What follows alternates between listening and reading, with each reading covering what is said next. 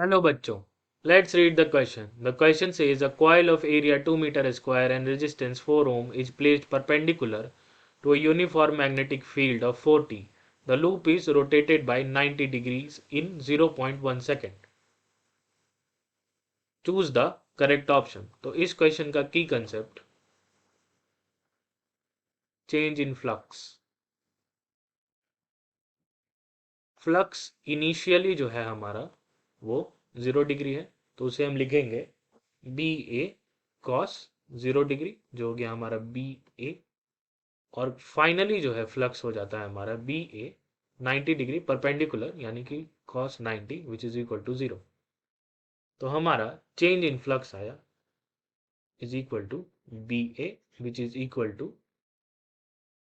4 into 2 8.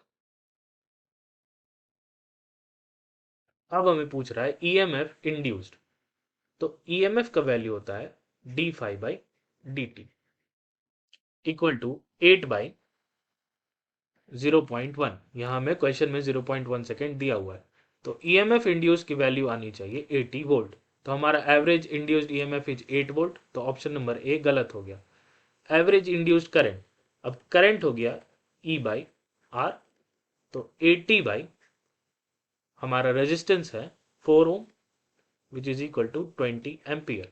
तो हमारा B option सही हो गया. अब हमसे पूछ रहा है चार्ज फ्लोन.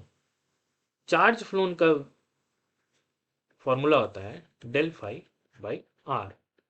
8 बाई में 4 which is equal to 2c. तो 2c charge in flown in the above period. C option हमारा सही हो गया.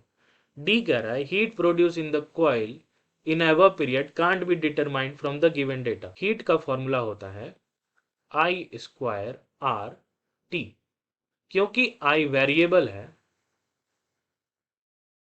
इसीलिए हम वैल्यू है वो फाइंड आउट नहीं कर सकते हैं. तो ऑप्शन नंबर डी भी हमारा सही हो गया.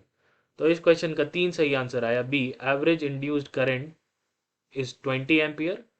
Charge flown is 2c in the above period. D heat produced in the coil cannot be determined from the given data. Hope you understood it well. Best of luck.